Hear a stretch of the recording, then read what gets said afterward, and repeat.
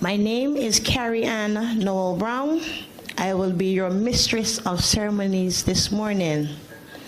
First, before we start, I would like to make apologies for the minister, Mr. Adrian Ford. He will be here, but he'll be late. He's dealing with some important business, so he will be late, but just remember when you see him come, you know he'll be here. So just my apologies for him this morning. I want to take special notice to welcome our specially invited guests. As I said, Mr. Ford will be late. Miss Yolande Howard, Miss Yvette Daidi Kwadi, Mr. Juan Chez Perez, Dr. Shelly Ann Cox, Mr. Christopher Parker, Dr. Kurt Douglas, Mr. Barney Callender, Mr. Michael James, Miss Michelle Wiggins, Miss Carolyn Pilgrim, Mrs. Pamela Whitehall, Dr. Lynette Holder, Dr. Andrea Taylor, Miss Tanisha Rochelle, Mr. Anthony Bowen, Mr. Wayne Eiffel, Miss Andrea Phillips, Mr. Barry Bascom, Miss Rosalind Harewood Blackman, Miss Linda Bess, Miss Kim Truder, Miss Frances Fontenelle Walcott, Miss Sophia Mings Maskell, Miss Katrina Ben, Mr. Turney Franklin, Mr. Patrick McConney, Miss Norma Shorey, Mr. Philip Lashley, Mr. Wayne Smith, Mr. Kevin Carter, Mr. David Sumter, Mr. Matthew Bellany, Kurt Brown, Kyla Griffith, Kadeem Lane, and Alison Graham, who were very influential to this project that we are celebrating here today with the closing ceremony. I now take the privilege of asking Dr. Shelly Ann Cox, Chief Fisheries Officer, to please come and give the introductory remarks.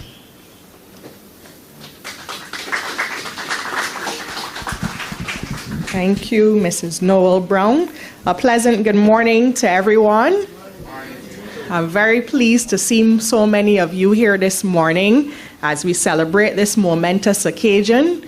It's always a good time to celebrate, I would say, the knowledge, imparting knowledge and the training activities that we have been implementing, of course, with key collaborators especially, and the MC has done a very good job of outlining all of those partners. It takes a team to make sure that everything is delivered and implemented with success.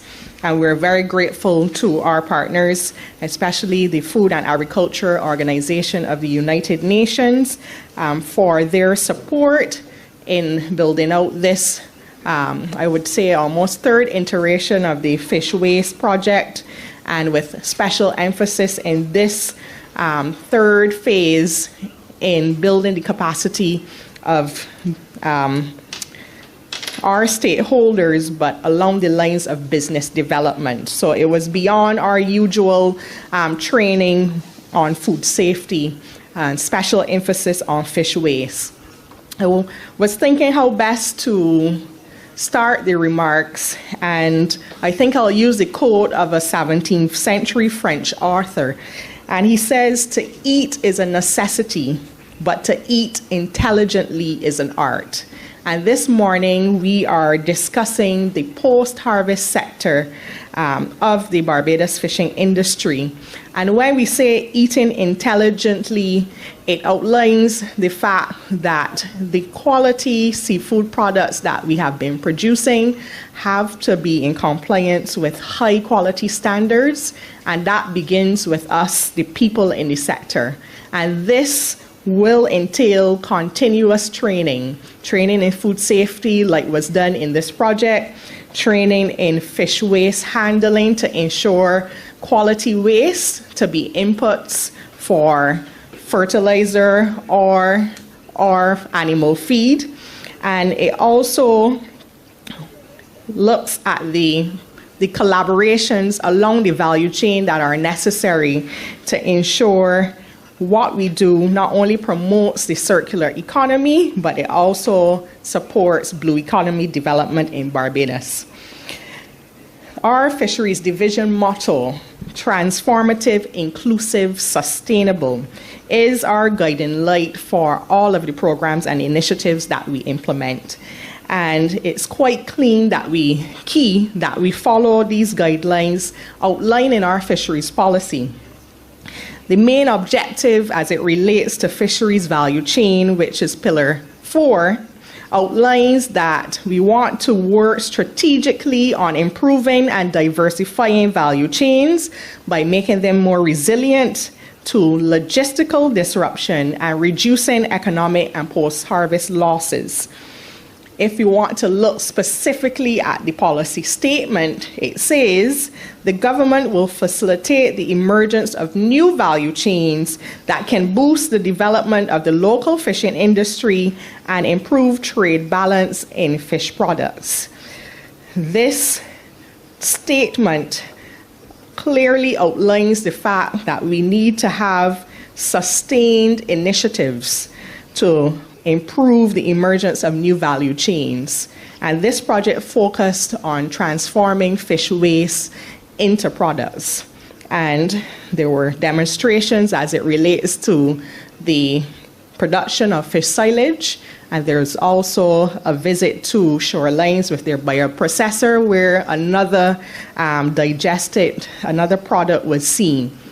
And we hope that what was demonstrated, what was outlined in the training will inspire some small businesses. We know the CFPA, the Central Processors Fishing Association, would have embarked on an initiative to produce fish silage, and we hope that this training now will continue to sustain their efforts.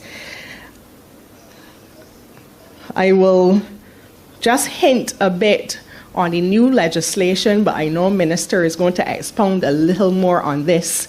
But the fact that our Parent Act does outline the needs to establish fish waste reception facilities, and the legislation also supports post-harvest development, especially relating to investment scheme for processors.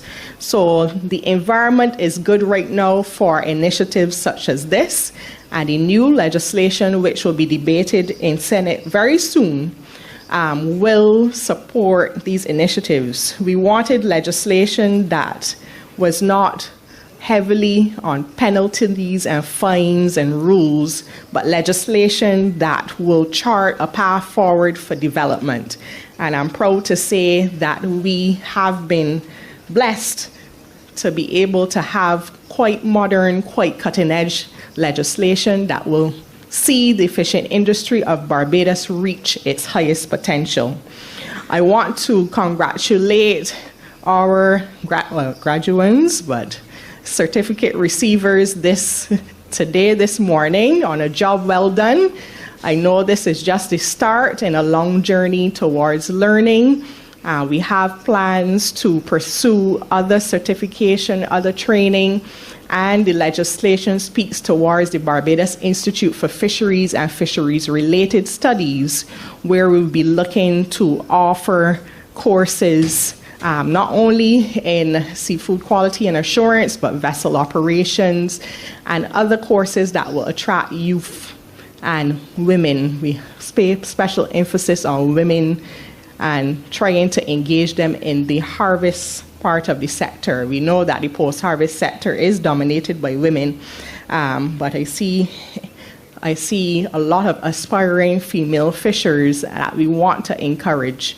And I think these are demonstrations for young people to see so that they can inspire to pursue blue careers. So I'm going to, of course, let my colleagues have an opportunity to to say more in terms of their supportive comments, but just to say that we appreciate all of the support that FAO has been given, the support we have from the Ministry of Agriculture as well in a number of our initiatives.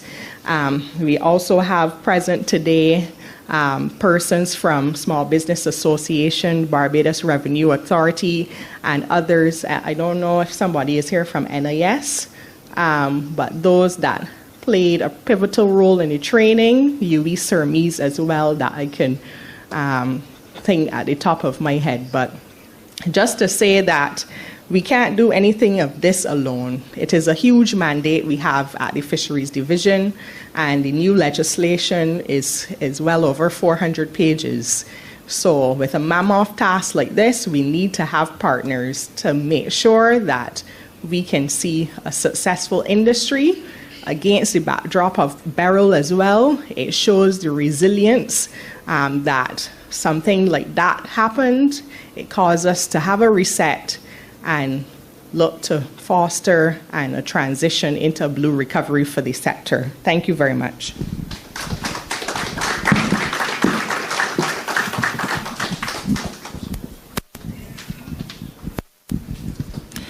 Thank you very much, Dr. Cox, for that inspirational and educational remark. Thank you very, very much. I would now like to call to the podium Mr. Juan Chez Perez, FAO representative, Barbados, to give his remarks on the project.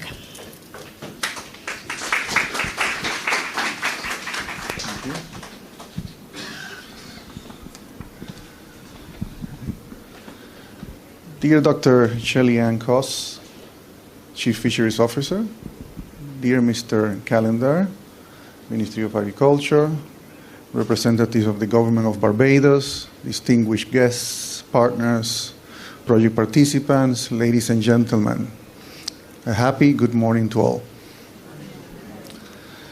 It is with great pleasure that I join you today to celebrate the successful completion of the capacity building for improved management and optimized utilization of fish waste. Since its launch in June 12, 2024, this initiative has embodied the FAO's core commitment to better production, better nutrition, better environment, and better lives, contributing directly to Barbados' Blue Economy Roadmap and Fisheries Policy. This project has once more demonstrated that what was once considered waste, the byproducts from the fish processing, can now be transformed into opportunities. By building the capacity of fisherfolk organizations, youth and women, we have unlocked new avenues for entrepreneurship, food safety, and sustainable fish waste management, leading to the production of fish silage for producing fertilizer and animal feed, which are critical inputs into the production supply chain. Our journey started in 2019 with a feasibility study, and today this initiative stands as a success story to power the circular economy in the Caribbean. But success cannot be achieved alone. It is not sustainable if it is not forged collectively through access to a landscape of support. This achievement would not have been possible without the steadfast commitment of the Government of Barbados, working across 3 ministries in charge of fisheries, environment, agriculture, and youth. A special note of gratitude to our dear and honorable Minister Adrian Ford for his tireless support, wisdom, and for ensuring that we do not lose sight of our common target, that is, that the socioeconomic and environmental benefits of this initiative are fully realized, leaving no one behind. The project has set the stage for scaling up. Fisherfolk and other key actors in the value chain are now better prepared, not only as suppliers, but as business owners, entrepreneurs, and leaders of strategic commercial partnerships. Welcome, Minister.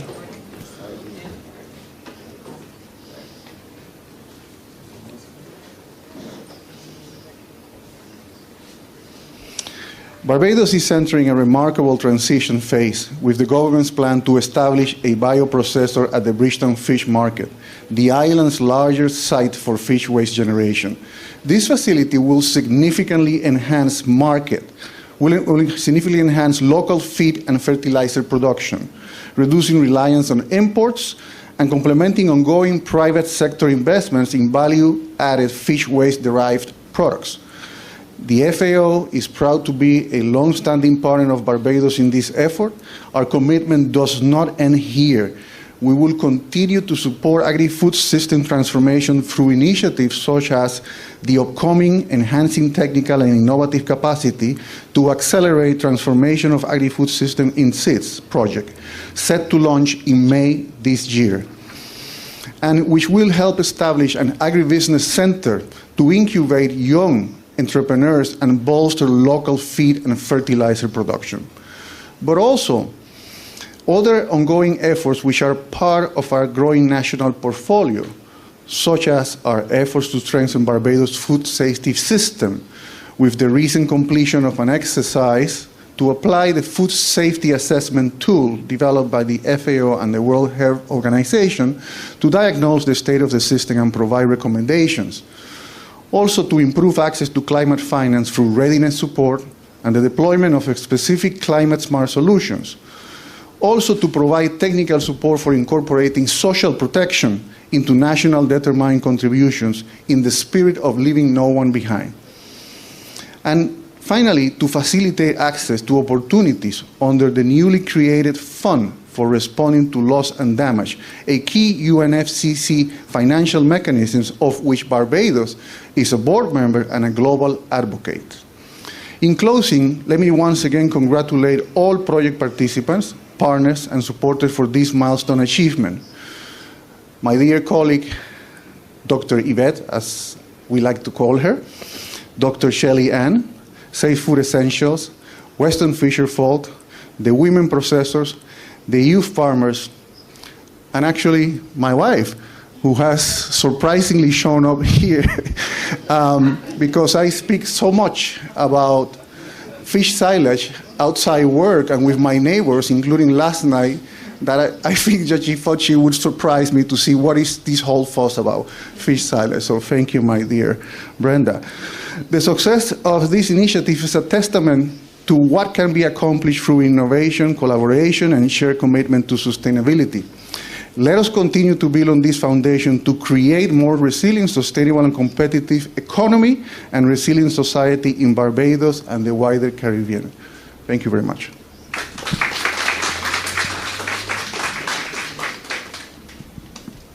Thank you very much. Let's give another round of applause to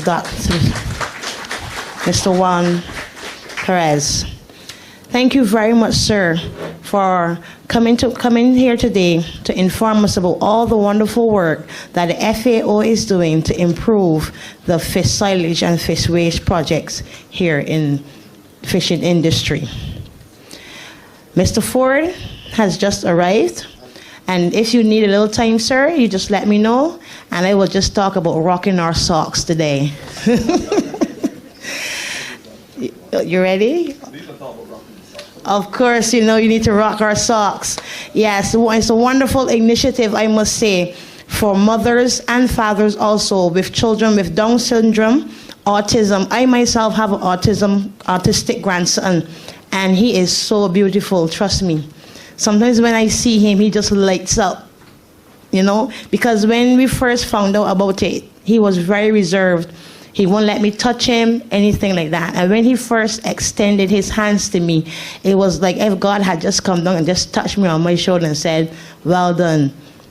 You understand? And I'm very, very proud to say it. And I'm very, very, very happy to see all Barbadians today all about wearing their socks. You see, I'm rocking mine.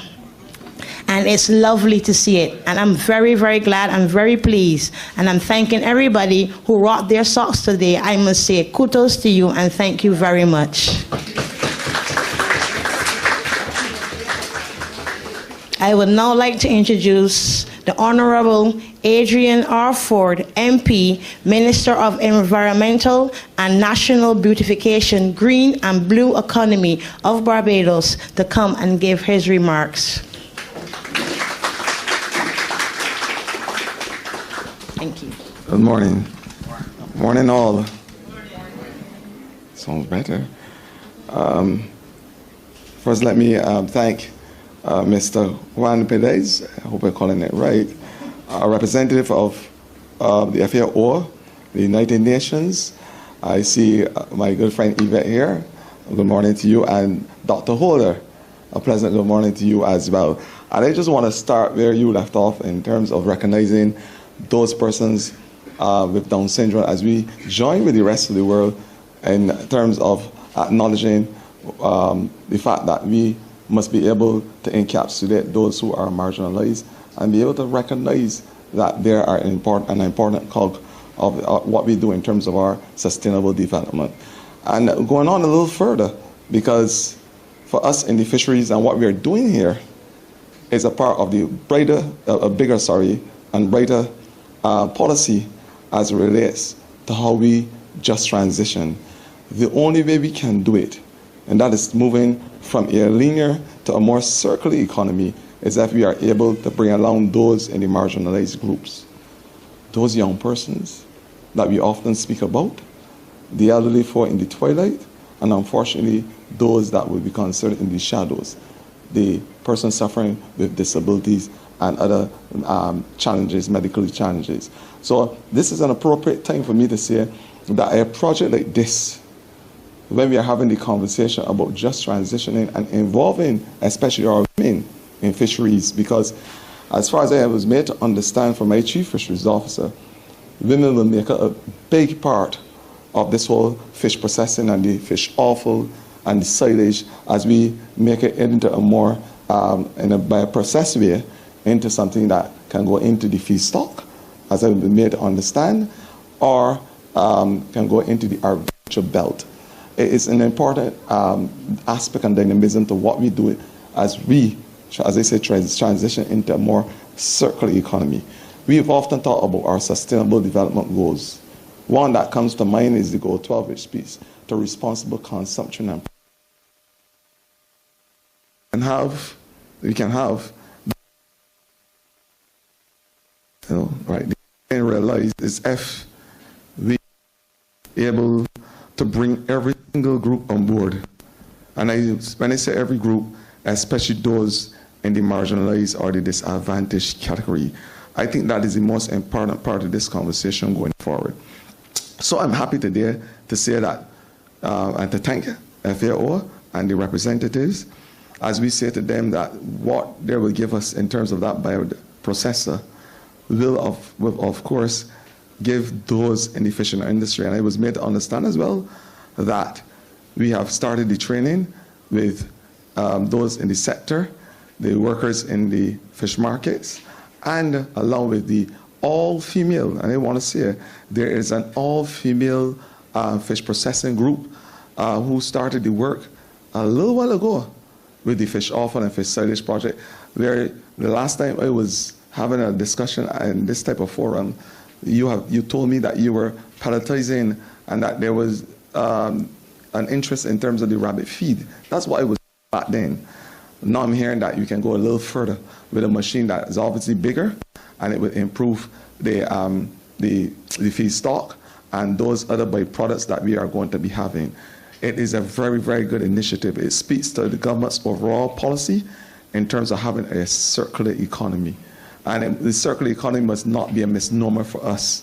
It must be a true representation of how this country positions itself to be able to be not only the economic vagaries, but the vagaries as it relates to how we transition in the world as a small and developing state.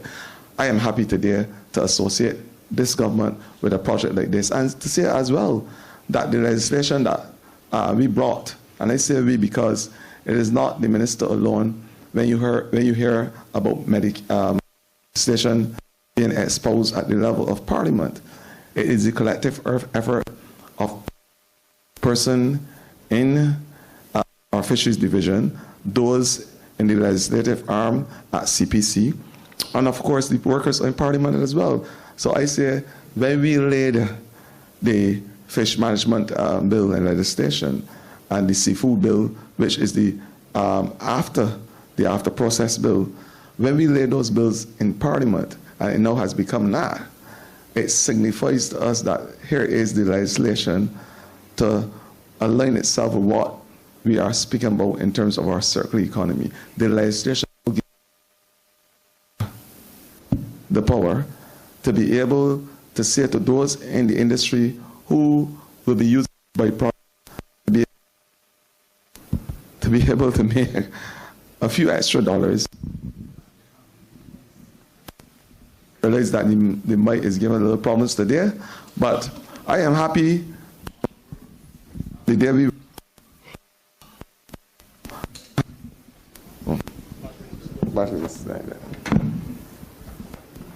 I'm happy on the day that we recognize Down syndrome as a challenge in the world, that we equally understand and appreciate that as an industry, a fishing industry, we must be able to encapsulate every single person, whether they are the elderly in the elderly group, whether they are the young persons, because when this project first started, we also said, I was Minister of Youth back then, because the idea from FAO was to have our young people coming out of the different programs, the YES programs, Youth Entrepreneurship Scheme, and those that would have transitioned from the Barbados Youth Advanced Corps to be a major part of this fish processing project in terms of having the fish offal and fish silage being used as part of the circular stream.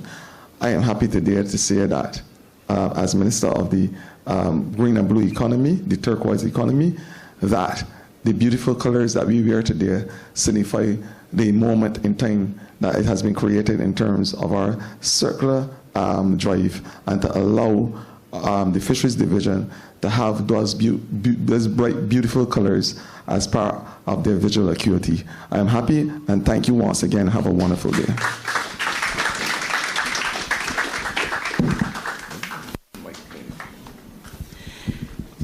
Thank you very much, the Honorable Adrian Ford. And as he said, and we will continue to preach, we need the youth. We still need the elderly folks for their wisdom and their understanding, and to teach us and to guide us. And yet still, we still need people like me, Mr. Ford, Ms. Cox, friend in the middle class. I never said you were old, Minister. I would never say that about you. You are a handsome man, and you don't look a day older than 40. So yes, we are very, very happy that the FAO chose this project, and Miss Shelley Ann Cox and Miss Catherine Ford, Sanderford Tull, took it up to bring it forward and make it possible. We will now have the updates on the Fisheries Preparedness Project for improved supply source. And first to the podium will be Ms. Pamela Whitehall, Director, Safe Food Essentials, Food Safety and Fish Waste Management.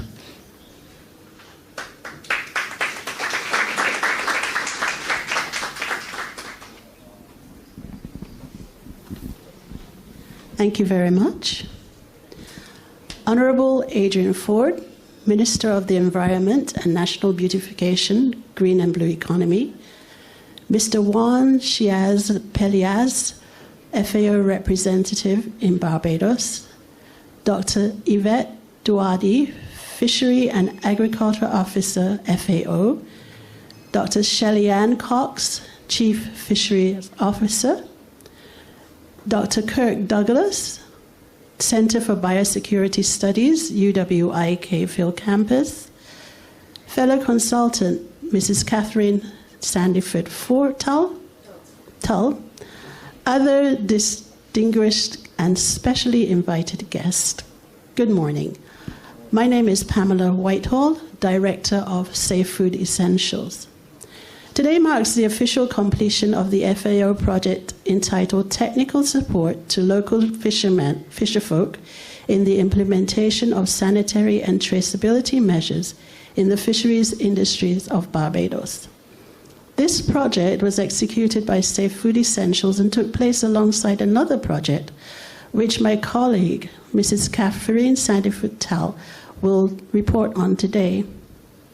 Although there were many interesting aspects of the Safe Food Essentials project, I must say the highlight for me, and I'm sure for the participants as well, was the 3-day fish waste management training workshop. It began with the participants engaging in a theoretical classroom session on the types of fish waste and the importance of proper handling to prevent contamination. This was followed by practical, hands-on training in silage preparation and was delivered by Mr. Phil Lashley, project manager for the fish silage feed project, and his colleague, Mr. Wayne Smith. The participants then visited Shorelines, Inc., where they observed a live demonstration on how fish waste is processed into dry ground products suitable for animal feed through the use of a bioprocessor. The final workshop session provided a comprehensive step-by-step demonstration of the fish waste management process, which was piloted at the Bridgetown Public Market. The steps included sorting, weighing, and storage of the fish waste.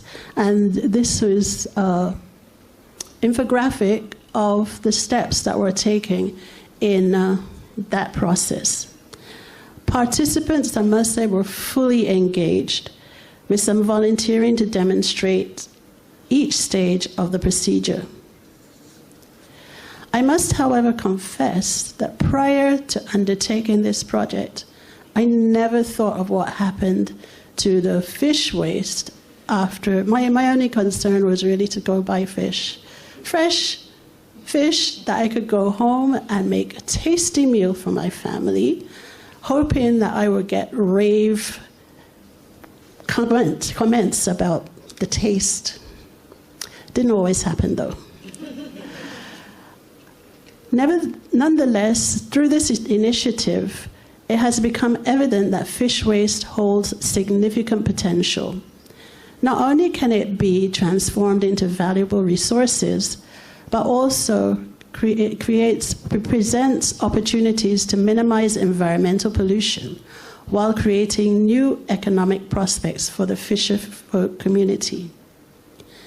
Our project sought not only to mitigate fish waste, but also to improve local fish processing operations through the implementation of stringent food safety measures that align with international standards.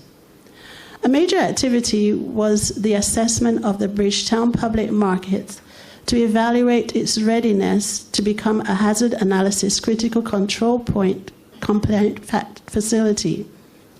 This component was pivotal, as HACCP certification, recognized globally, would demonstrate that adequate systems are in place to ensure the safety of fish processed at the facility.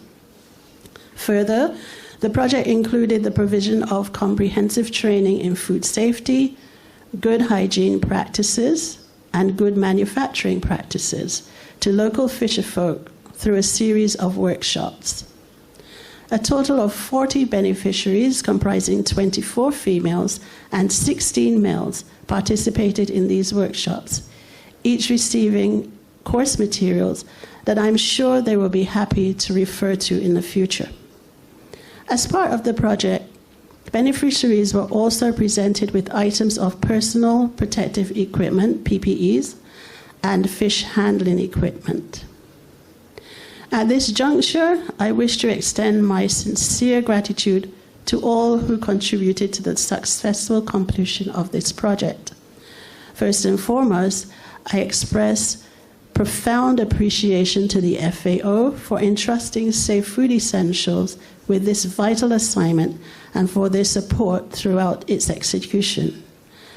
A heartfelt thank you is extended to Dr. Yvette Duwadi, for our contract manager, for her exceptional leadership and guidance, as well as to Ms. Sonia Thompson for her unwavering assistance over the past few months.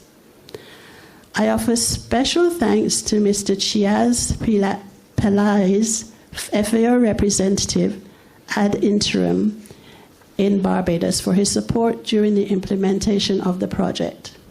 Additionally, I convey deep gratitude to Ms. Erica Valiero and the gender team at FAO headquarters in Rome for their critical support in ensuring that our workshop activities were both gender balanced and gender sensitive.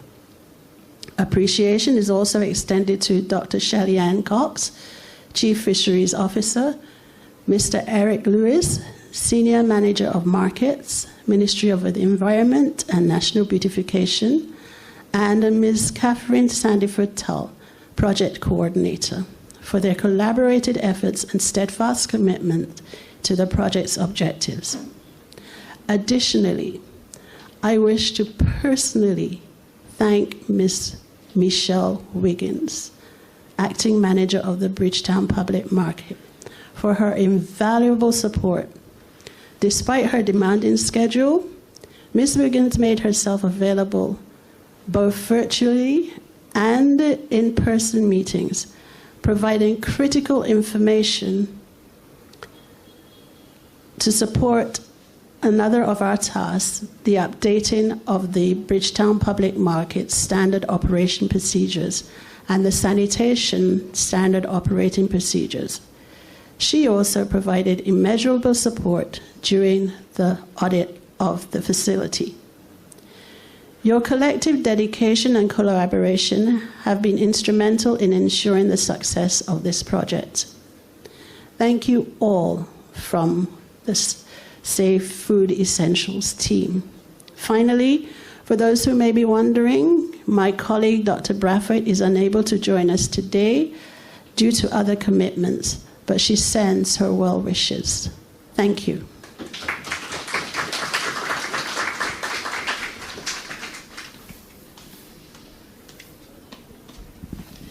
Thank you very much, Mrs. Pamela Whitehall. I would now like to call to the podium Mrs. Catherine Sandiford-Tull, MBA, Project Coordinator, Capacity Building and Entrepreneurial Skills.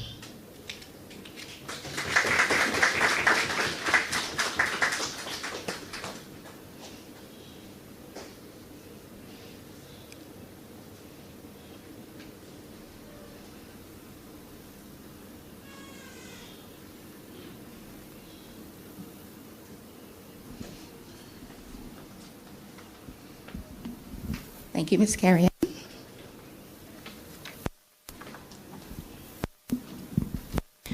Good morning, everyone.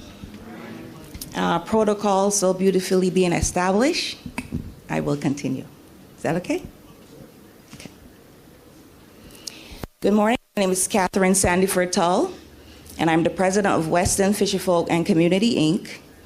That's the other service provider for the FAO Capacity Building for Improved Management and Optimized Utilization of Fish Waste project. I'm also the project coordinator, like it was mentioned, responsible for the capacity building, marketing and communications, catering, and procurement of equipment needed for the fish waste business to be started as a pilot at the Bridgetown Public Market. The goal of the Food and Agriculture Organization of the United Nations, FAO, in collaboration with Western Fisherfolk and Community, Inc., is to improve capacity building activities for Barbados fisherfolk organizations with special emphasis on strengthening the business skills of the youth and women fishers, which includes the fish cleaners, the vendors and processors, to help eliminate the tons of fish waste going into the landfill each year and to reduce the cost of transporting it there. We are looking for those few fisherfolk who are interested in starting their own fish waste business. It has been proven that fish waste can be used in the production of end products such as fertilizer, animal feed, dog treats, and wound healing. And we'll hear a little about that later. Over the next few minutes, I will go over the activities our participants completed over the past 8 months to improve their capacity building and entrepreneurial skills. To truly understand what is needed to build capacity in the fishing community, we need to understand what capacity building means. According to Wikipedia, capacity building is the improvement in an individual or organization's facility or capability to produce, perform, or deploy. What is entrepreneurship? Entrepreneurship is the process of identifying and starting a business venture, sourcing and organizing the required resources, and taking both the risk and the rewards associated with the venture. Dr. Holder's smiling because we learned that in Small Business Association class. It is important to remember that the rewards also come with risk. The combination of workshops shown here was designed to provide the participants with expected organization management and board governance skills, business registration and small business management, basic tax, national insurance, Social Security, and insurance knowledge that they were expected to acquire during the project. One-on-one assistance to complete the necessary forms and tasks were also available. As we all know, Hurricane Beryl came on July 1st, and it was concerning to all involved because of the devastation that was caused. We had to make a decision whether to continue with the project, but given the circumstances, the needs and livelihoods that were affected after the hurricane, the project became even more important. Many fisherfolk needed to apply for their tax ID numbers, bank and credit union accounts, and many did not have an email address or proof of address needed. The importance of gender equality was highlighted after the hurricane.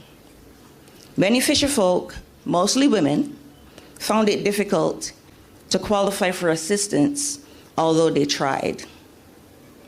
They did not have tax ID numbers or bank accounts, and they could not provide a proof of address and sometimes a second form of identification to open their bank account.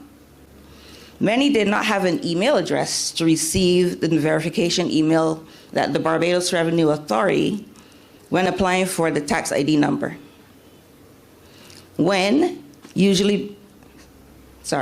That's men. Men usually pay the bills or have the rental agreements or deed of the house in their name. For the women, going through this exercise of getting proof of address and opening their bank account not only empowered them to receive assistance on their own, but it put them in a position to have and manage their own funds and to start taking care of themselves and their family. It also started a track record with their bank and lending institution, and they will be in a better position to borrow funds from a lending institution to support and grow their business in the future. I think that's a benefit. The more the women learn to take care of themselves, their self-confidence will increase. They will feel comfortable taking some risk to build their business and wealth and develop a sustainable livelihood, which is also a goal of FAO and this project. They will also learn to take care of themselves and their future generations. But when it comes to insurance and investments, it's the time that you spend in the market. You don't want to time it and say, well, I want to sell it when it's high and buy it when it's low. right? So you want to start when you're young, and then again, insurance is cheaper when you're younger, because even if you might not be healthy, but they will assume that you're healthy if you're young, right? So it's better to get insurance when you're young, and then that premium, it doesn't change while you age. Okay? So I think that we're going to wait for the other results. I have to give a report to FAO, and usually when that report is approved, it can be shared. So I want to thank you for your time, and enjoy the rest of the closing ceremony.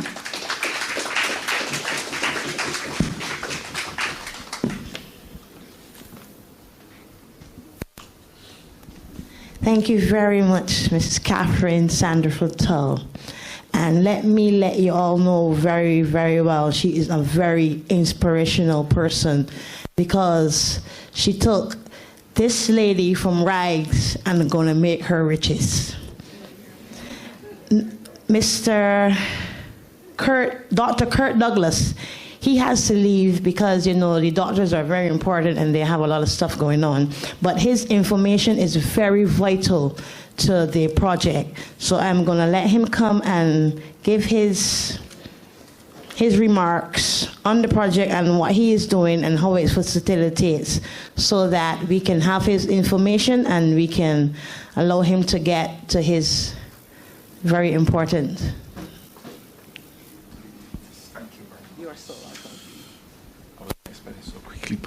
Good morning to everyone. Greetings from the University of the West Indies, KFL campus. And part of the remit of the university is to support sustainability, to integrate the SDGs within all of the curricula across all of the campuses, across all of the faculties as well. So I think this is a great initiative, one that we definitely fully support. And I thank Dr. Wadi for inviting the university and also my unit. I forgot to mention, I'm the director for the Center for Biosecurity Studies at the University of West Indies. What I was invited here to do was to offer some encouragement to the Fisherfolk, because you will have an extension of the value chain of the catch that you land and that you bring in and that you process. So not only the meat that you offer to customers, but also, as you would have seen with this program, the waste valorization process, where you get additional monies from the waste that you produce. Where I and the university come in this particular project is that we have a pending project at the moment. It's called BIM Skin. And what it entails is that you will take the fish skin waste, we will take it from the Fisherfolk. We are not yet able to tell you how much we will actually be rewarding the Fisherfolk for that waste, but we want to take that waste and convert it from the raw fish skin through a patented process to actually create a medical device. What this medical device will be doing is not an actual electronic device, but it is actually a skin graft. If you've seen people with diabetic foot ulcers that are very hard to heal, this will actually help to promote wound healing. So we can see the immediate benefits to the Barbadian population, but also by extension the entire Caribbean, and also export. But it's not only for diabetic foot ulcers or wounds, but also all types of wounds. And it's a very lucrative market, so the potential is amazing. We have already an exemplar in Barbados, Lenstep Barbados Inc., and they have been operating in the medical device industry for over, I think, close to 30 years. And just to give you an idea of the cost of one of the medical devices, It runs anywhere between $3 to maybe $500 US, and that's just a very small strip. So it gives you the idea of the potential of how we can actually stretch the value from the fish skin waste. But it will require some training. It will require some investment, and right now we're looking at that.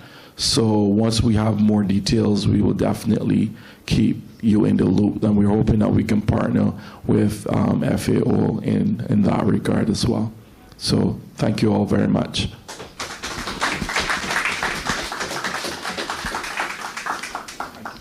You're so welcome. Thank you very much, Dr. Kurt Douglas. So much we have learned about the fish waste that we throw away on a daily basis. So much we have learned. We can save lives. We can feed our families. We can cut down on the amount of money we spend on our animal foods, because I know people like their cats and people like their dogs. And trust me, when we got the fish waste from Shoreline, I took home a bag and I kept it outside because it was, you know, you have the smell of the fish. And I don't have cats, but I have cats now that belong to other people because I enjoy the fish waste. I didn't give it to them, they tear open the bag and they stayed until all went. And now I have more cats than I can feed. And I didn't have a cat. So it is. The animals love it, I must say. So thank you very much, FAO. Again, thank you, Mr. Minister. Thank you, Ms. Cox. Thank you, Ms. Catherine Sandiford-Tull, for this wonderful initiative to help the fisherfolk of Barbados to be able to make extra dollar to sustain their families. We will now have the presentation of food safety and hygiene in fish processing and fish waste management certificates.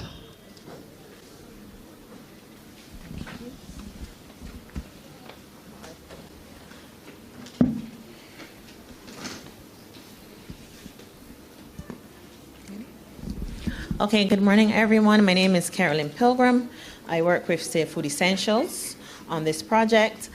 I am going to announce the name of the awardees, followed by the training workshop or workshops that they would have participated in. First, we have Rudy Arthur. Not here? Should someone just go ahead, or someone will collect it on his behalf? Okay, you can go ahead. Go ahead.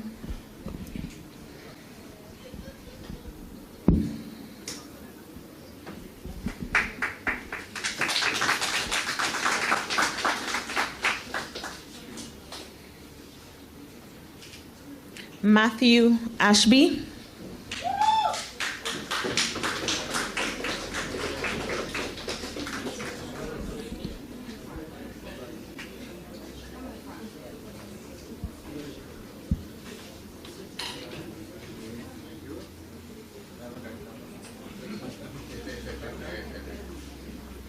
Renald Austin.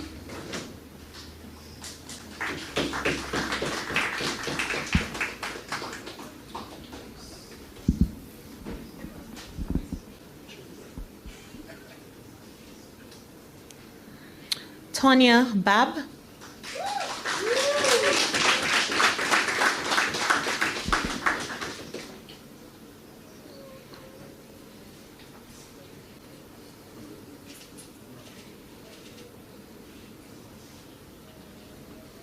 Dolores Beckles.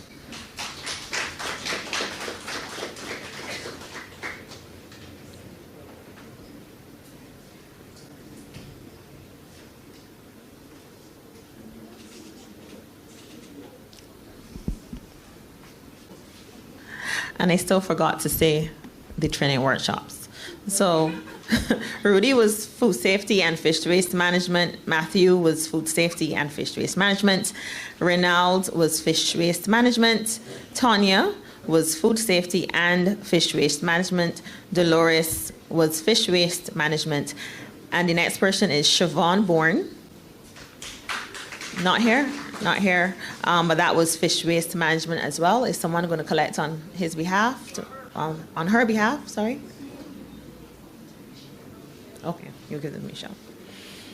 Suan Bourne Walcott, fish waste management.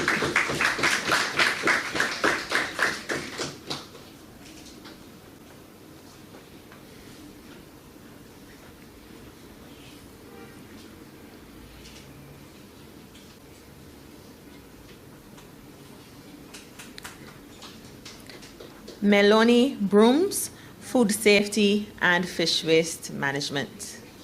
Not here. Kelvin Carter, food safety.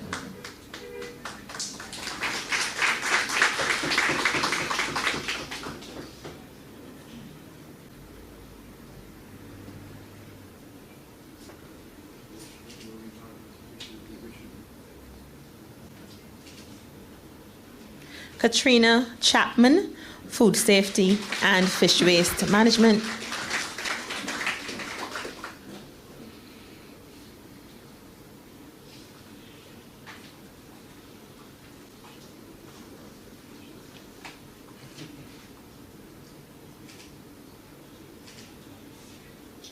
Angela Clark, food safety and fish waste management. Not here. Rayon Codrington, fish waste management.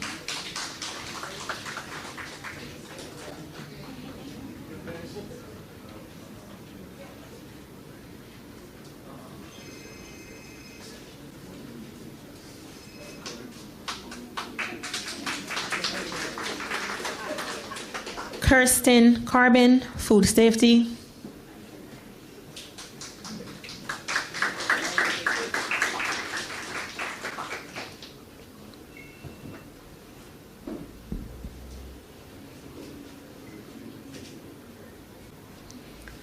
Sal Cummins, food safety. Not here. Harriet Dalrymple, food safety.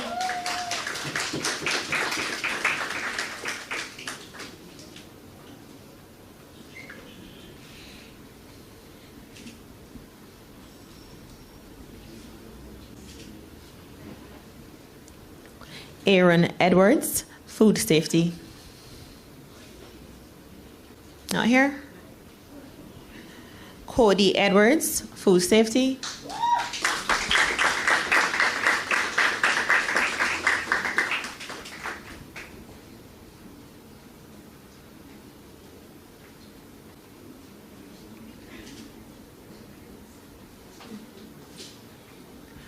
Josiah Ford, food safety.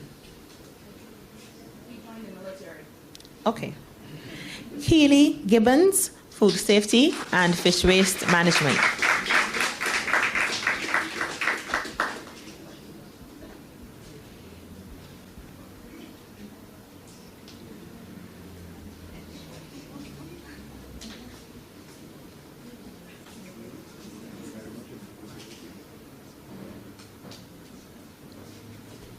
Cheryl Graves, food safety. Not here.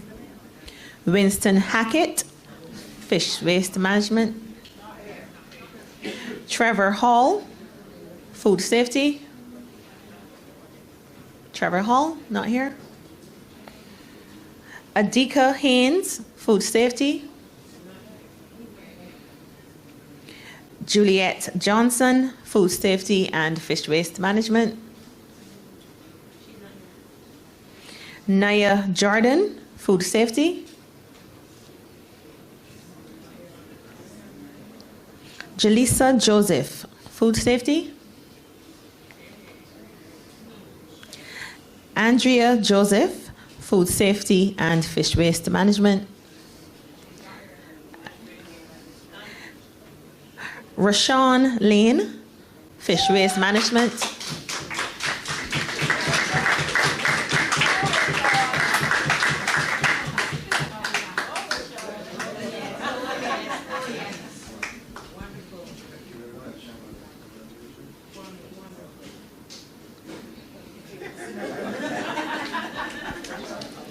Francilia Marksman, Food Safety. Shem Maynard, Food Safety. Chelston Moore, Food Safety. Dario Morris, Food Safety.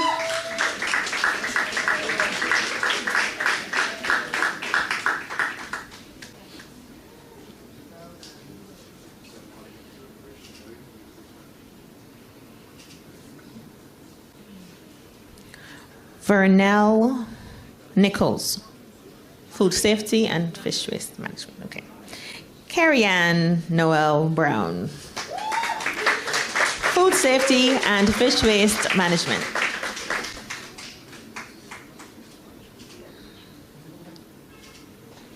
Lisa Oliver, Fish Waste Management. Andre Petit, Food Safety and Fish Waste Management.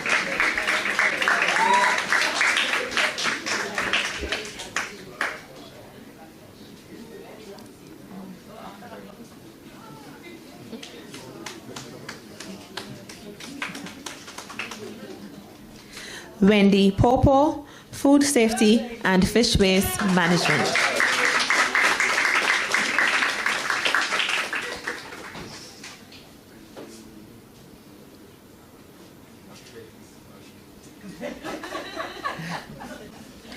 Mary Therese Prosper, Food Safety and Fish Waste Management.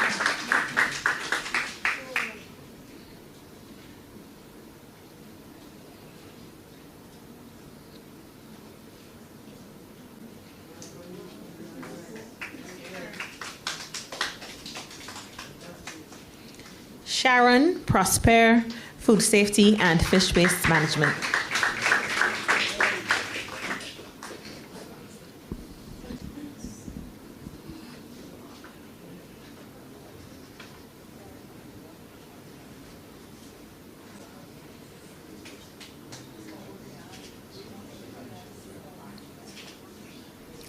Suzanne Ryan Graham, Food Safety and Fish Waste Management.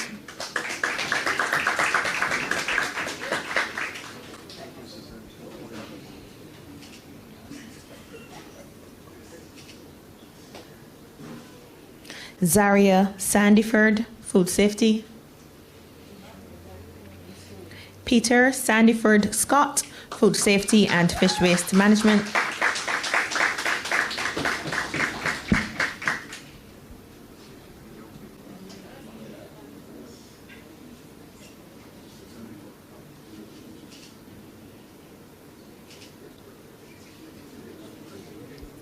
Catherine Sandiford Tull, Food Safety and Fish Waste Management.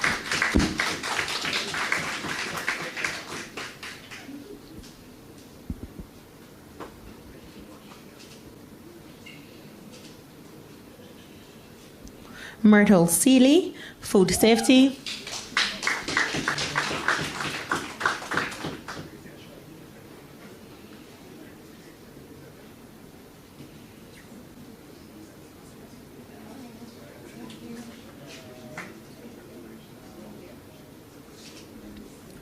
Adrian Sobers, Food Safety.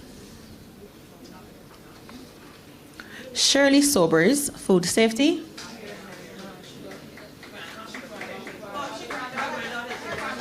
Okay.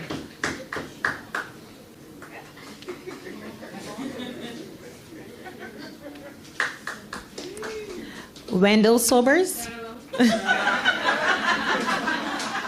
I was going to ask, I wasn't sure. Andre Stewart, Food Safety and Fish Waste Management. Christopher Stewart, Fish Waste Management. And Nazaki Williams, Fish Waste Management. I hope I pronounced your name right. Okay.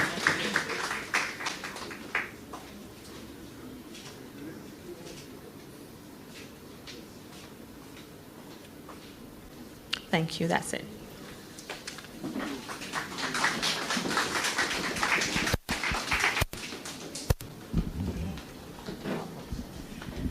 Thank you very much. the food safety, hygiene, and fish processing and fish waste management. We're going to call to the podium Mr. Gilbert Ford. We know him as Justin. He is one of the Fisherfolk who is doing something with the fish waste, and he has been successful, and he's going to come now and tell you a little bit more what he's doing with the fish, his skin. He's actually using the skin of the fish and making the treats, dog treats and stuff with it. Please welcome Mr. Gilbert Ford.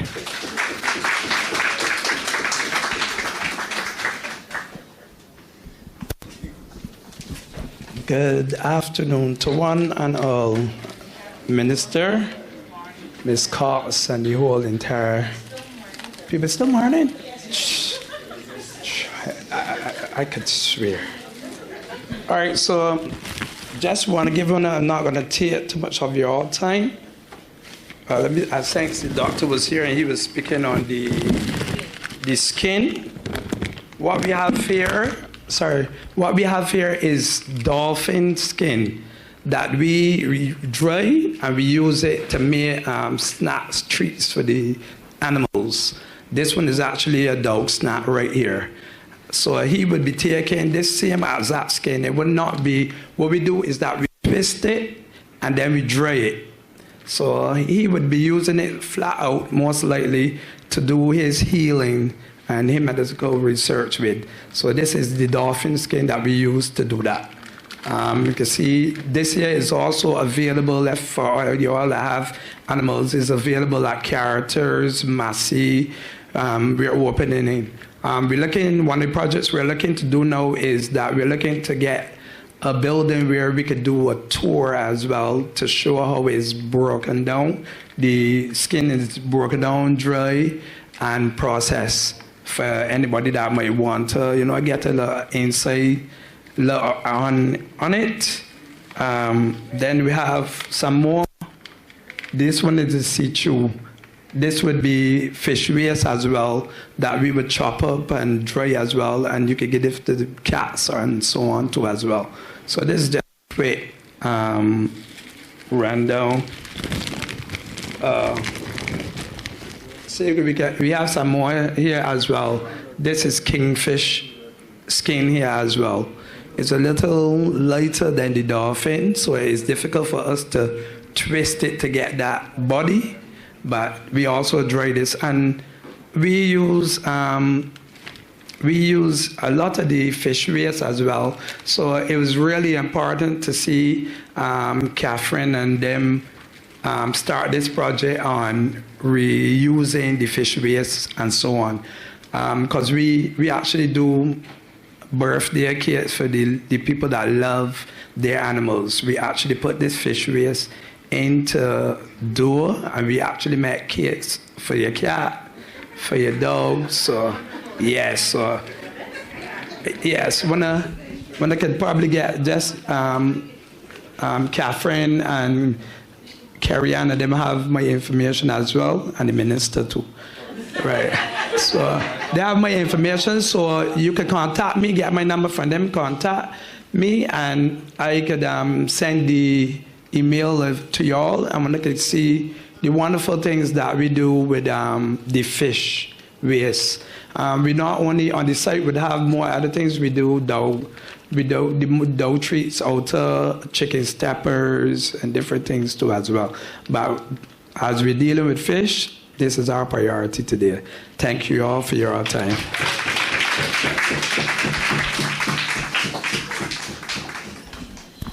As the old saying goes, isn't it wonderful to see that all of that waste that we've been throwing away all these years can now come into capacity and making sustainable businesses.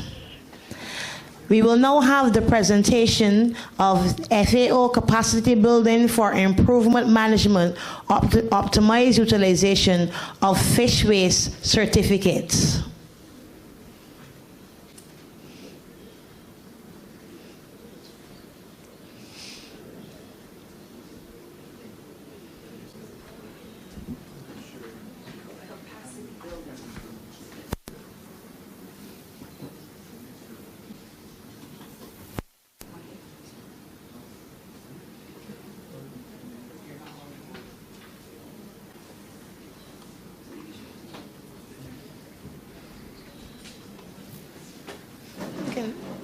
You get to put them there, like you come there and come here.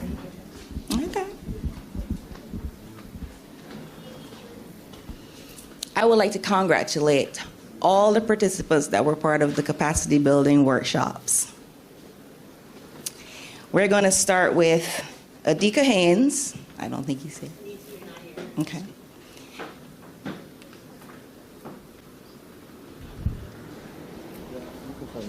I want to use the actual certificate.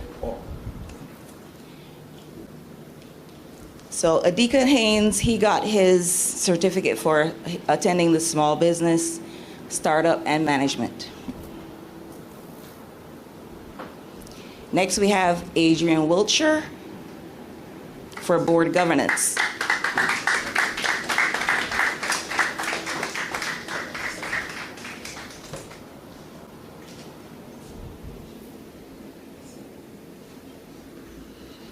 Akila Silene Lord for small business, startup, and management, and Kaipo, now Business Barbados, business structures, registration, and compliance.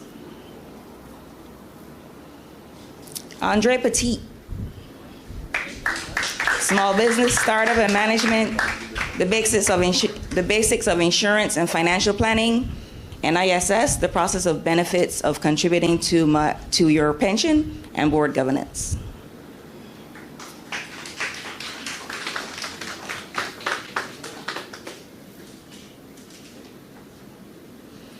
Andrea Nichols Belgrave.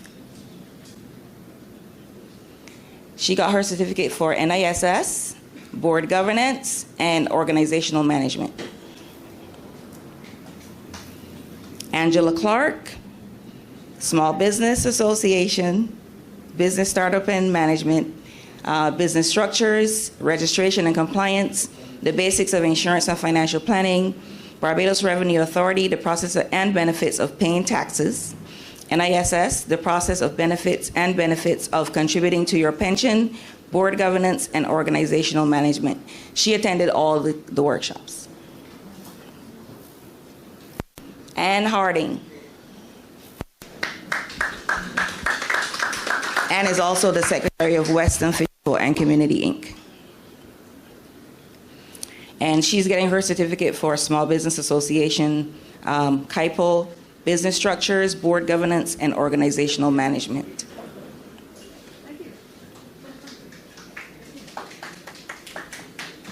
They're not here, don't read it all because the media leaving. The media leaving, so if they're not here, you don't have to read all of that. Okay. Oh, yours truly, Catherine, attended all workshops. Christine Priest. Okay. Delbert Ford, just left. Board governance. Diane Willoughby. Erlene Haynes. She's a hard worker. Jasmine Adams. Jasmine Ramsey, she's not here, board governance.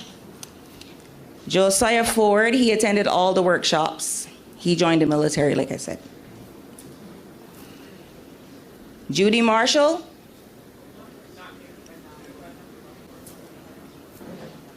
Kathy Ann McLean.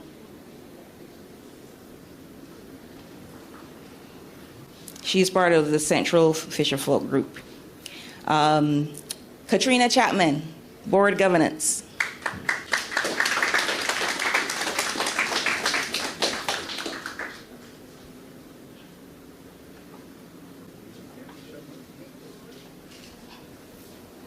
Keely Gibbons. NISS, board governance, and organizational management.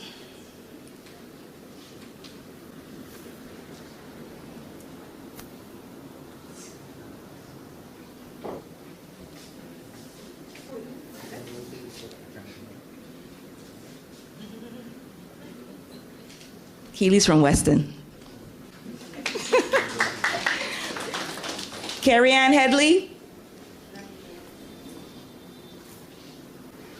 Carrie Ann Noel Brown. She attended all the workshops.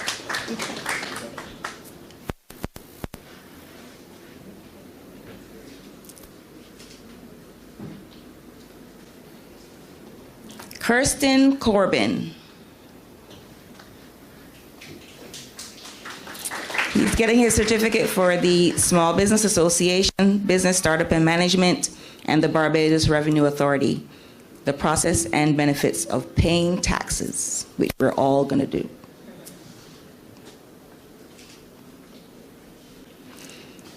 Rudy Arthur, he was not here. He attended most of those classes. Stevenson Tull. The basics of insurance and financial planning.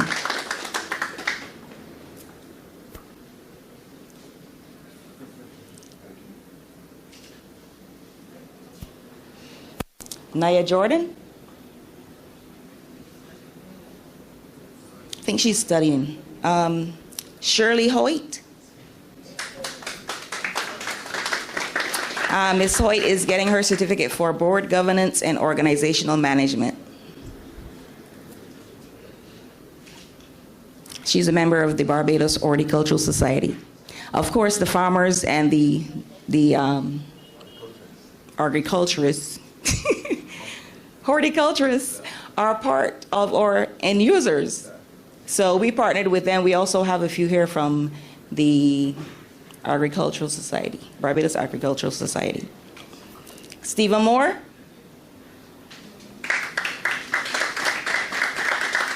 Mr. Moore is also part of the Western Fisherfolk and Community Inc. He has board governance and organizational management.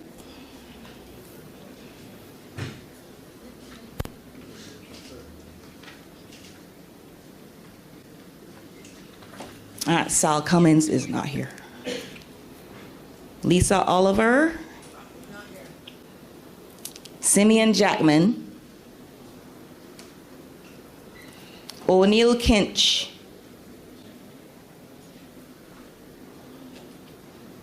Trevor Hall is not here. Patsy Boucher. Suzanne Ryan Graham. She attended all the workshops. She's also a member of the Barbados Horticultural Society. Sharon Prosper. She attended all the workshops. Her and her daughter are very serious about building a business.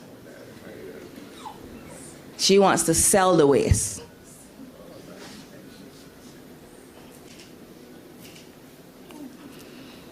Peter Sandiford Scott. He attended all the workshops.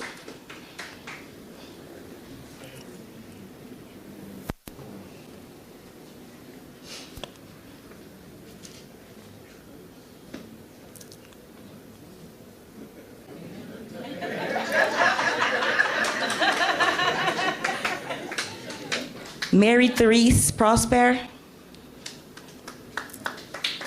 She attended all the workshops. I think she... Are you into freshwater fish? What are you focusing on? Fresh and saltwater fish. Okay.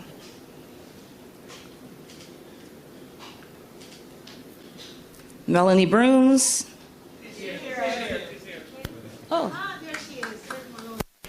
I would be surprised if Malone was not here. She doesn't miss a thing.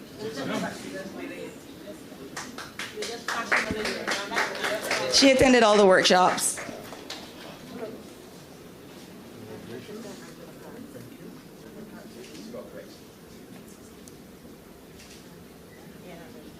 Matthew Ashby. Small business, startup, and management.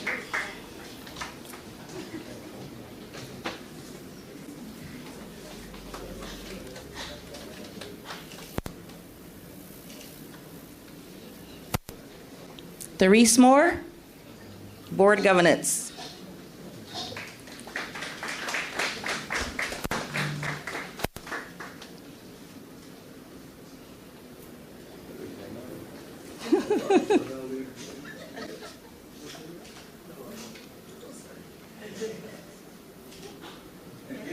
Wait.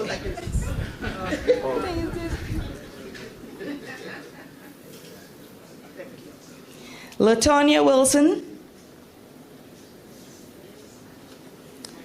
Seymour Nurse.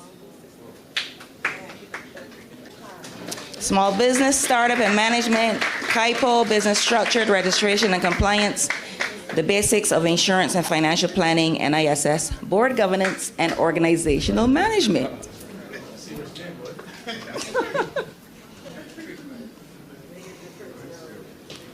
Vernell Nichols. Wendy Popo.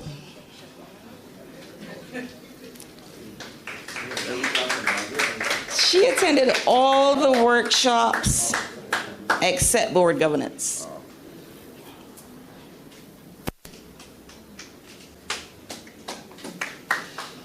And Zaria Sandiford is not here. She's in school. Okay, well, congratulations to all the certificate recipients.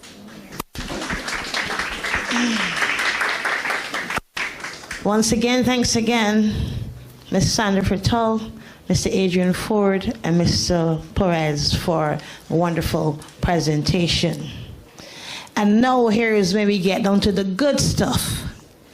This is when we hear encouraging words to the Fisherfolk and the participants' testimonials about how wonderful the workshops were.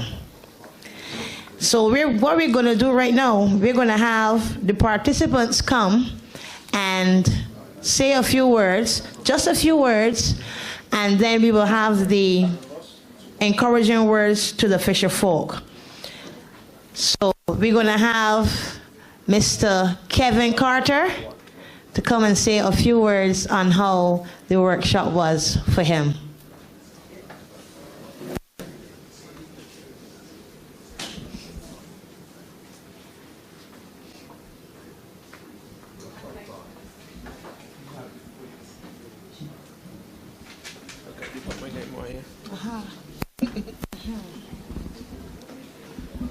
Good afternoon to everyone.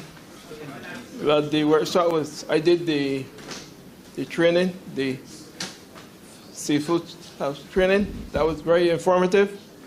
I think all the participants participated and who participated enjoyed what they were taught. And it was very useful to us in the industry. Okay. Thank you.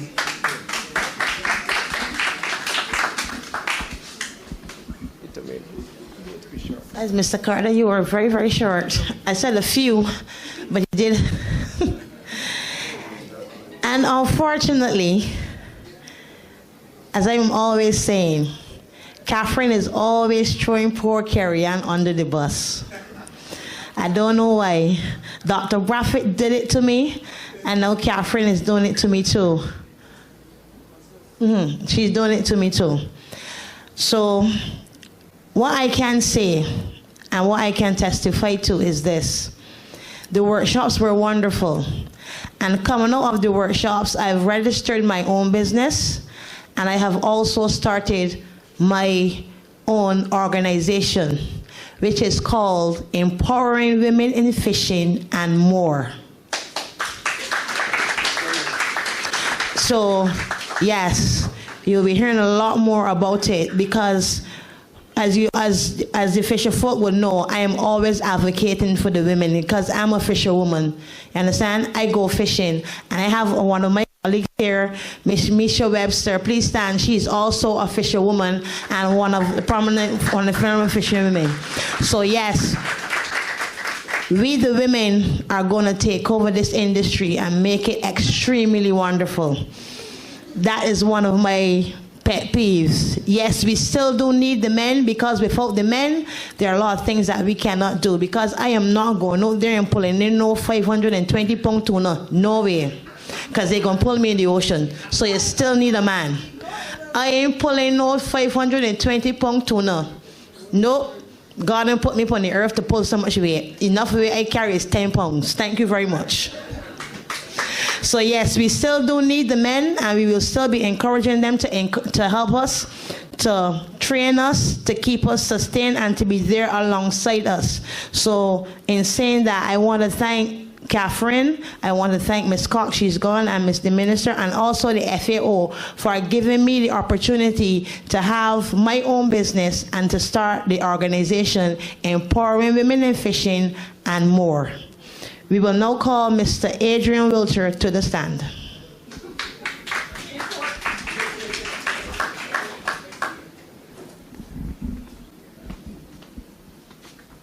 Good afternoon, everyone. And some of you might know me as Muscles, and that is the name that I have been going by for a very, very, very long time. My inclusion here today is basically being involved in the agriculture aspect of the industry. And over the last couple of years, I've been working on formulas, feed formulas, that would include feeding sheep, goats, and cows. If you have been watching AgroFest, you probably would have seen me there in 2022, 2023, well, not 2022, but 2022, 2023, and 2024, with formulas that I put together, not from any of the local mills, but from my own hands. And I was successful in the first year competing. I got a second place with a two-month-old bull that weighed about 1,700 pounds. Last year, I went again. I had another bull, and it weighed about 1,750 again. It was something called a simmental that I breed, raised and fed. Got a third place with that, and something called a beef master heifer, if you know anything about animals, that weighed about 1,200 pounds, a heifer. She was at 10 months at the time, and she competed against 20-month-old. This year, she placed third. So I said that to say this. In 2022, I used some bagasse and some other formulas put together, made a formula for sheep from my hands, and I gave it to a gentleman that has a sheep farm in St. John, and he was successful at AgroFest. This was from my hands.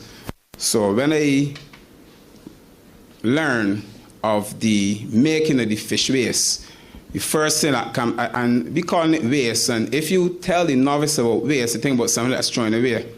So I think we got to get a better name for it, since it could be so valuable, you know, and it might be a little difficult, but we know everything of value has a difficulty factor attached to it. So the fish waste, we could replace some of the other feed ingredients with the fish waste. Primarily, one of the highest ingredients in feed is soybean meal, which holds about 45 to 48% protein. Then we have something called dried distillers grains, which is about 24.5 to 26% protein. Then we have obviously the corn that we work for starch. And if we could replace, maybe not all, but some of the soybean with the fish meal, since the fish meal is a much higher percentage protein, maybe like something between 70 and 73, 75% protein, we could do a lot. Because as you would know, or should know, that a lot of the grains ferment different in the animal's stomach. And some of the animals might not like the smell of the fish waste. It might not have a strong odor to us, but they might not like the smell, so it needs to be combined with other ingredients to make it palatable, so that the animals will get the recommended amount of protein that will be needed in the day. And all that is determined by the age of the animal and the species of animal and the sex of the animal, whether it be female or male.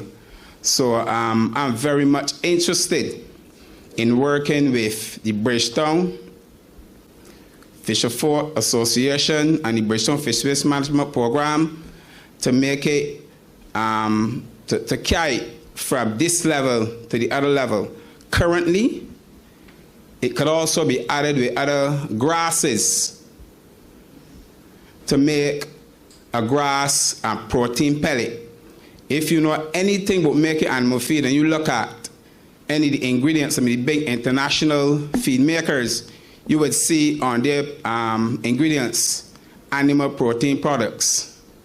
This is what you would see. They don't tell you, they might tell you marine protein, which obviously would be fish. They might tell you land protein, which might be fish, chicken fats or whatever, but they don't ever give you the exact ingredient to make a high protein supplement. So my take on it is that with the fish silage and some of the protein shrubs, whether it be more mossy, what we call rivertamarind or pangolin or whatever, we could combine that and make a protein pellet. Currently I have some equipment in the Bridgetown port, pellet machine that I believe could pellet 550 kilograms of pellets an hour. That is currently in the port, ready to be cleared. I also have a baling machine that we could use the fish waste and bale it and make silage. We put it down for about 21 days. You put a little molasses and maybe something called vanache on it, and we put it down. It can last between 6 months to a year once it is stored in a cool, dry area. I also have the machines to chop the grass fine, so it's a number of machinery, that equipment that I have in the port, so I'm kind of excited. I wanted to get it out before AgaFest, but God's willing, once it comes out, I would do an open day at where I live, which is on the Ronomac Highway. If you know anyone know the Ronomac Highway that sells the fish, right, that's right where I live. So there's enough space there that we could do the open day that everybody could come and see how the pellets is made. So like I said, I have about 15 or 16 different formulas that I could replace the protein source, which is soybean and maybe distilled grain, with some fish waste. So I hope that very soon we should be able to see that go into operation. And trust me, if you doubt me, ask me.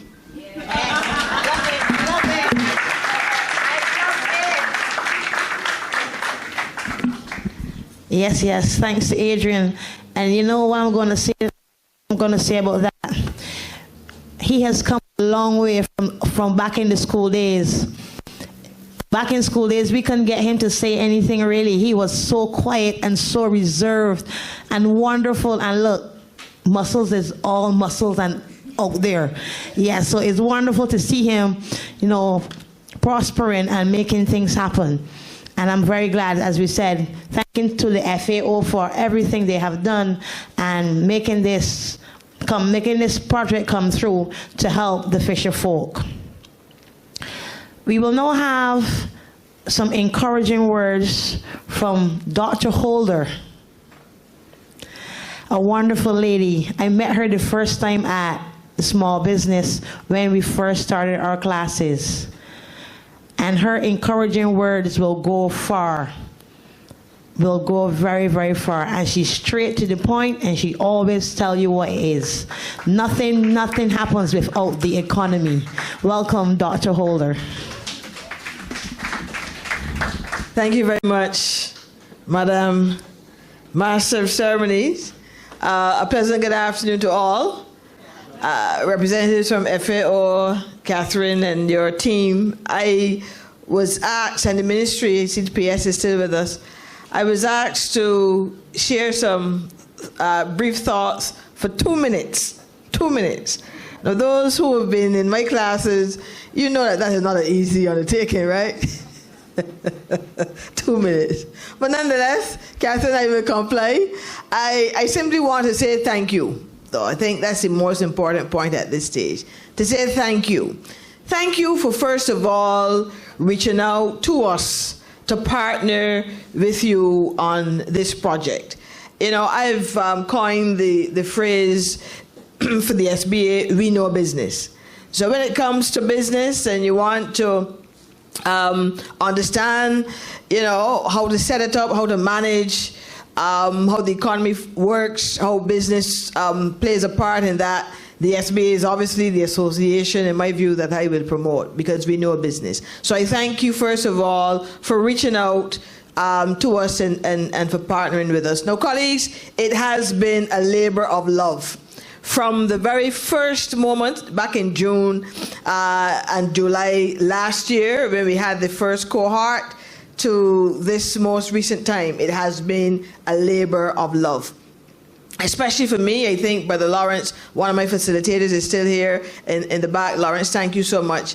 And then we had a colleague from the trust fund who focused on the finance. So we talked about business management overall. We look at the various aspects of managing a business within the time frame that we have, obviously.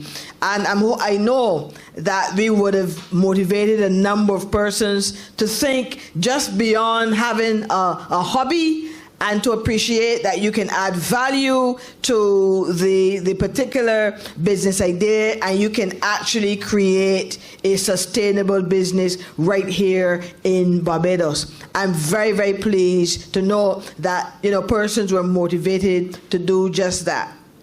So the role of the association was to mobilize our facilitators to, you know, facilitate these programs, these short courses, looking at business management and entrepreneurship and so on. But then there was another role that we played, and that was a compliance role, one that most persons don't think about when they maybe consider business support organizations.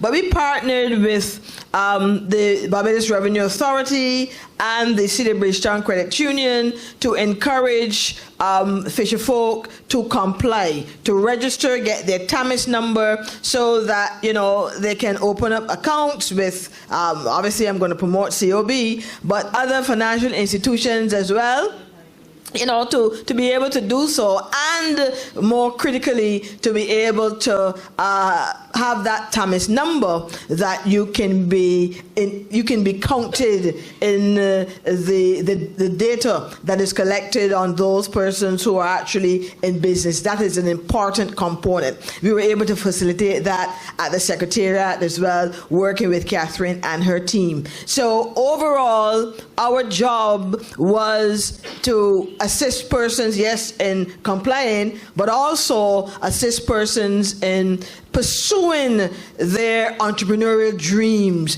recognizing that you can, if you apply the principles of constantly innovating, seizing the opportunities that present themselves, and taking calculated risks, you can actually start a business and see that business grow and prosper. Is it easy?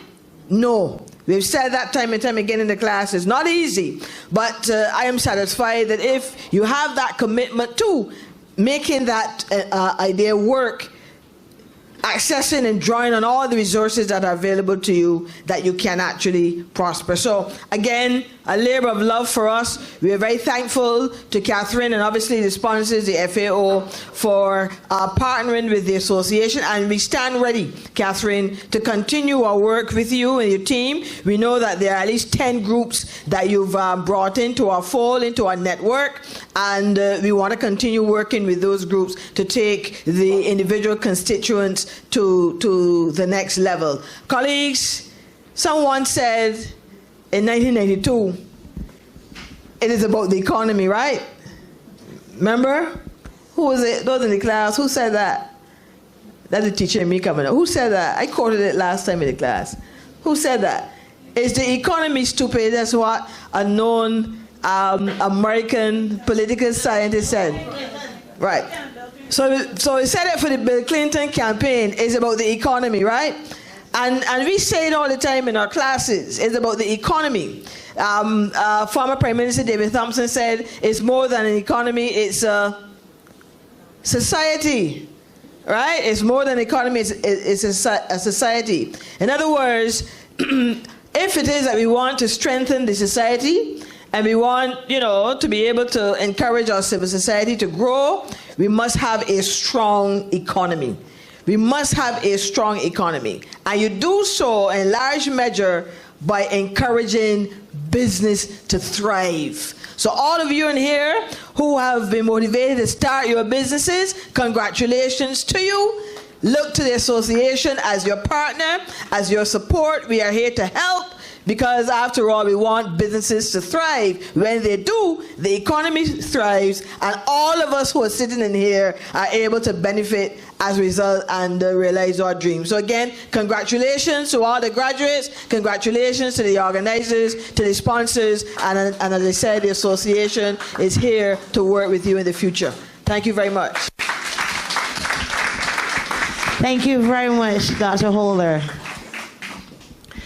I will now ask a representative from BRA, to Barbados Revenue Authority, to please come and say a few words to the graduates.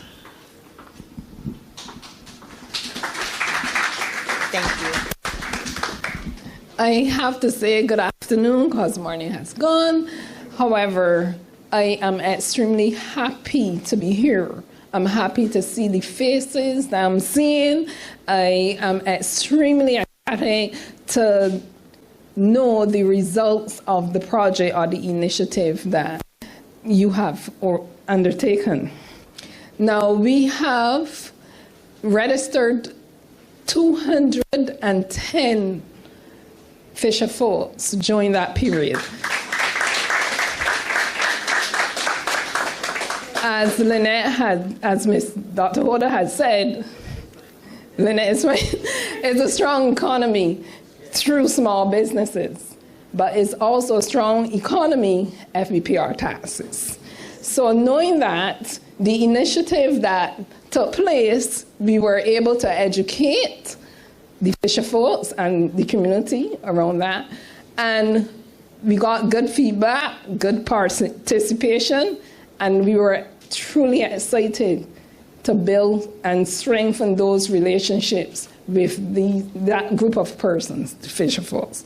So on behalf of the Revenue Commissioner and our BRA team, I give a hearty thank you for inviting us into your arena. Thanks again. Thank you very, very much.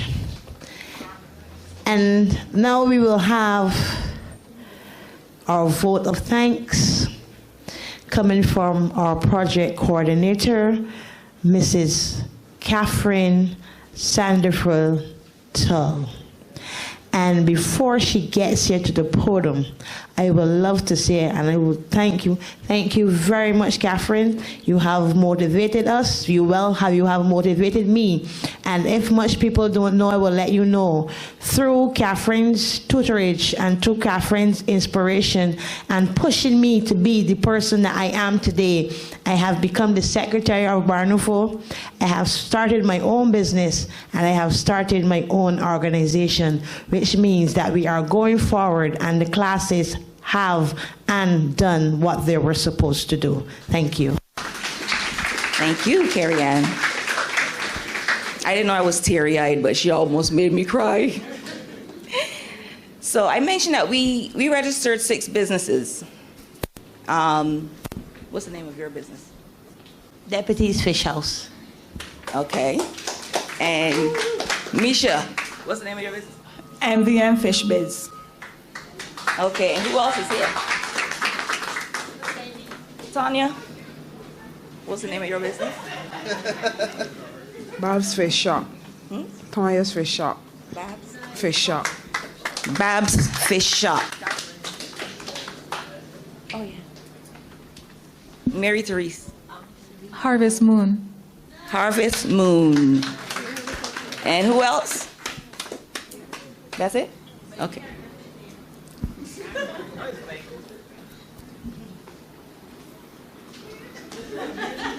Wendy.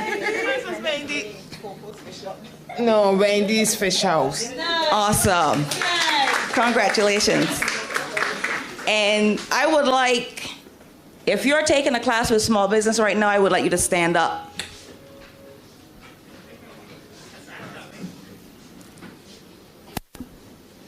Very good. Congratulations. Okay, so on behalf of Western Fisherfolk and Community, Inc., and the entire Fisherfolk organizations. And the Fisherfolk that are not part of organizations, we would like to extend our hardest thank you to the FAO organization. This has turned out to be something bigger than we imagined, right? In addition to FAO, I would like to thank all the ministries that were part of the schedule. This one, the Small Business Association, Business Barbados, KIPO. We had Wayne Eiffel. He's an insurance agent. He calls himself an architect. Barbados Revenue Authority, and the insurance agent was referred to us by Ultimate Insurance Brokers. And we have, say, Food Essentials. They played a huge role in the food safety and hygiene training and the fish waste training. They even had a hands-on session at the market. I forgot to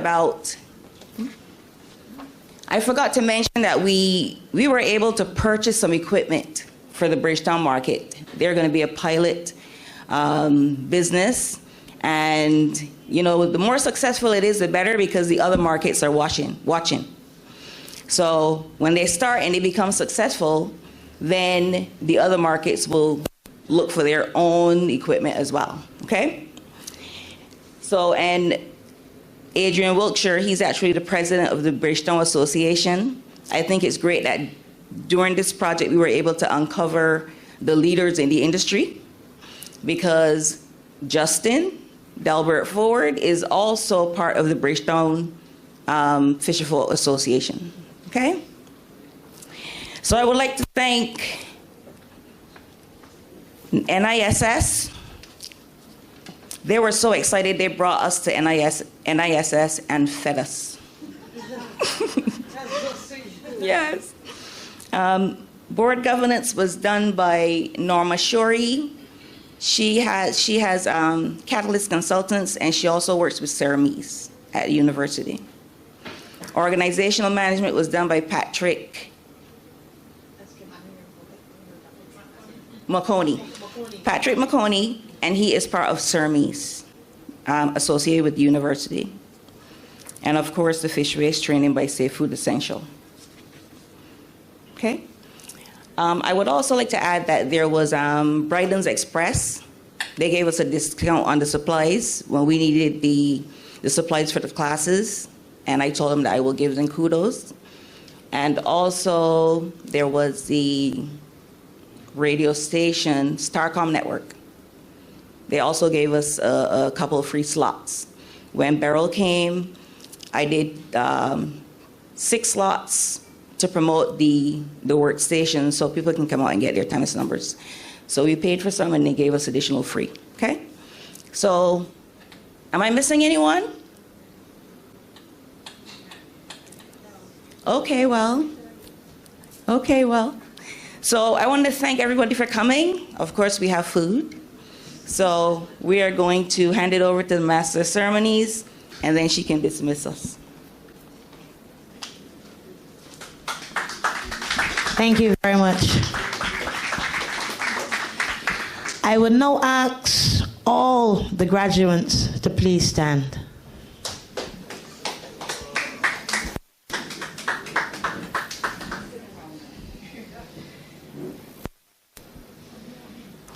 We don't have any hats to throw up in the air, but to keep tradition going, I would like all the graduates to please say, hip hip, hooray! Hip hip, hooray! And thank you